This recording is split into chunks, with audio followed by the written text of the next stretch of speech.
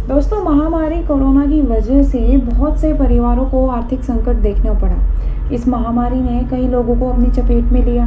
कई परिवार ऐसे हैं जहां अब सिर्फ बुजुर्ग माता पिता ही बच गए हैं, लेकिन अपने किसी नौकरी पेशा बेटा या बेटी को खोने पर ईपीएफओ ऐसे बुजुर्गों के साथ खड़ा है।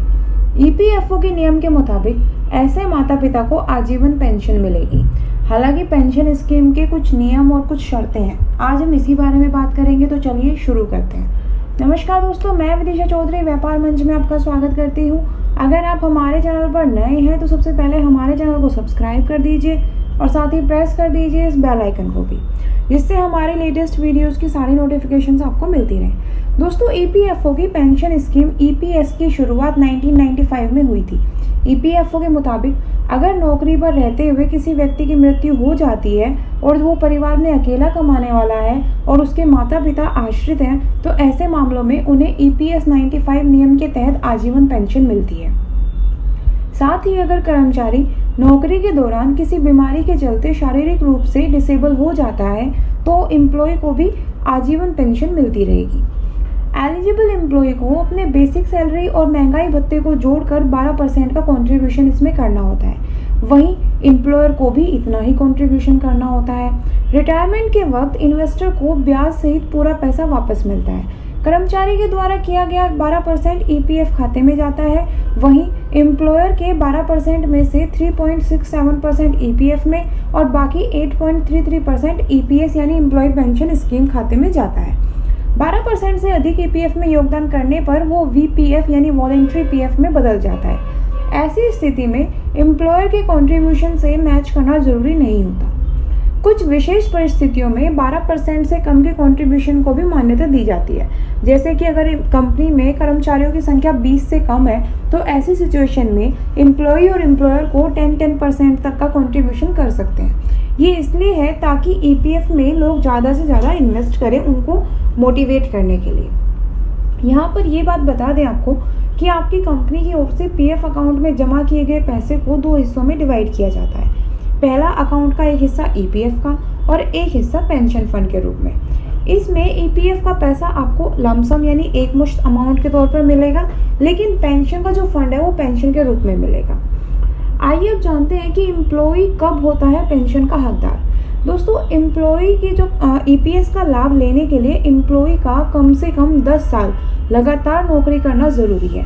ईपीएफ मेंबर रिटायरमेंट के अलावा पूरी तरह से डिसेबल हो जाने पर भी इस पेंशन को लेने का हकदार होता है।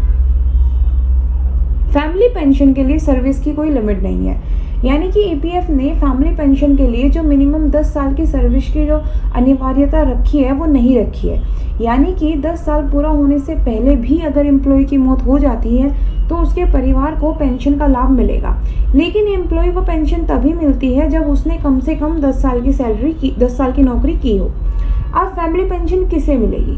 दोस्तों, मेंबर एम्प्लॉय के मरने के बाद उसकी पत्नी या पत्नी के मरने के बाद उसके पति को पेंशन मिलती है, यानी कि उसके स्पाउस को पेंशन मिलती है।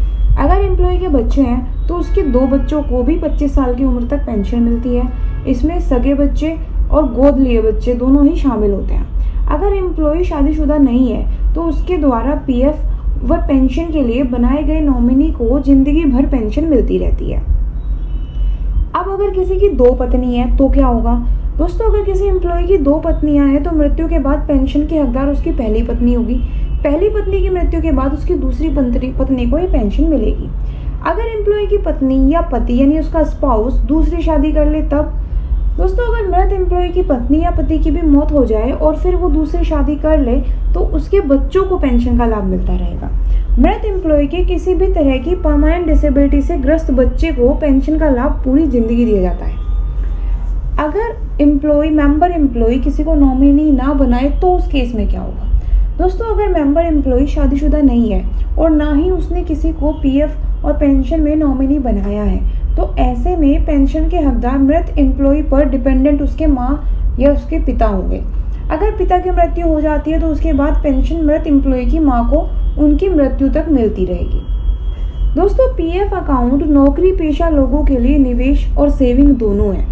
पीएफ अकाउंट आपके रिटायरमेंट के वक्त काफ़ी काम आता है और आपको जीवन भर पेंशन मिलती रहती है, लेकिन पीएफ अकाउंट में नॉमिनी का होना काफ़ी ज़रूरी है। अगर दुर्भाग्यवश पीएफ अकाउंट धारक की मृत्यु हो जाती है तो वो उन पैसों का कानूनी हकदार होता है। इतना ही नहीं, नॉमिनी को धारक की मृत्यु के बाद पेंशन भी दी जाती है।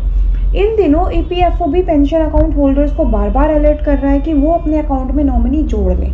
नॉमिनी जोड़ने के बाद आपका जमा किया हुआ पैसा आपके चाहने वालों को, आपके परिवार वालों को बहुत आसानी से मिल जाता है, जबकि अगर नॉमिनी ना हो तो आपके परिवार को वो पैसे निकालने में बहुत मुश्किल होती है। तो अगर आपके अकाउंट में भी अभी तक कोई नॉमिनी ऐड आपने नहीं कराया है तो नॉमिनी ज़रूर ऐड करा लें। तो दोस्तों, इस तरह से ईपीएफ अकाउंट होल्डर की असमय या मृत्यु की स्थिति में उनके डिपेंडेंट माता पिता को आजीवन पेंशन ईपीएफ की तरफ से दी जाती है। उम्मीद करते हैं कि आपको हमारी आज की वीडियो अच्छी लगी होगी।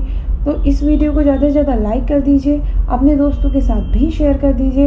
एंड अगर आपने अभी तक हमारे चैनल को सब्सक्राइब नहीं किया है तो जल्दी से सब्सक्राइब कर दीजिए। Thank you.